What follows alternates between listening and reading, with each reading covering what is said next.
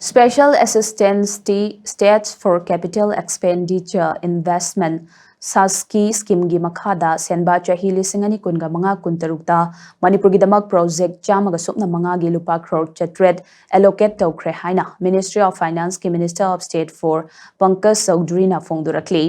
wafamasi Lok Sabha gi member Dr. Angomcha Bimol akoi jamna hangkiba wahang amagi paukhum moina pirakhibane paukhum maduda Pankaj Chaudhary na hai Lupa Crore Chatret ki senfam asi allocate tawna ba approval pirakraba matungda ahanba installment oina Lupa Crore chahum ga taraga dasmik taruk ki senfam thadokre adumoinamag Manipur dagi ani suba installment ki proposal lakpa leitri scheme asi chaliba senba chahi asidasu adumak makha chathaduna Lupa lakh crore ani allocate tawri scheme asi gi manungda part X Pride of Hills haina mington ba special window ama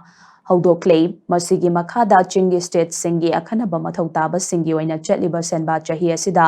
Lupa Crore lising kun manga gi senfam allocate tawkhre masigi matungina Manipur gi oina Lupa Crore lising aniga chamri yarmark tawkhre senba chahi lising ani kun ma thoidagi senba chahi lising ani kun taru kun taret fawbada saski scheme gi makhada release tawkhraba senfam sing adudi senba chahi lising ani kun ma thoigi oina Lupa Crore chahumga tara taret ka dasmik amataruk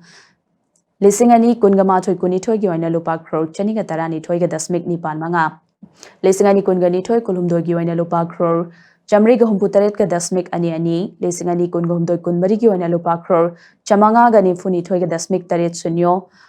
Lisingani ga kungamari kunmanga gi oina Lupa Crore Lising amaga chani ga ni futaruk ka dasmik ni pan ani Lisingani kungamanga kuntaruk gi oina Lupa Crore chani pan ga Humbutara mathoi dasmik manga amadi chahi asigi September manga fawbada senba chahi lisingani kunga taru kuntaret ki oina Lupa Crore kunga mathoi dasmik mari ni pumnamak asi punsilaga release tawkiba punba senfam na Lupa Crore lising ahunga chani pan ga humpuma pan dasmik tadiet mari ni pumnamak asigi mathakta Government of India na Manipur lengak yauna state lengak singda Financial Commission recommended grants Central Sector Scheme, Center sponsored Tauba Scheme Amadi, Additional Central Assistance for Externally Aided Project Oina Ahenba, Financial Resource Kaya Sufanghali, State Kudingmaki Sel Tungi Pibam, Yengsinaba Amadi Sanitlon Fagat Hanabagidamag, Finance Commission na Jahi Manga Kudingi Assessment, Pangtokli Haina Supau Kumaduna Makatari.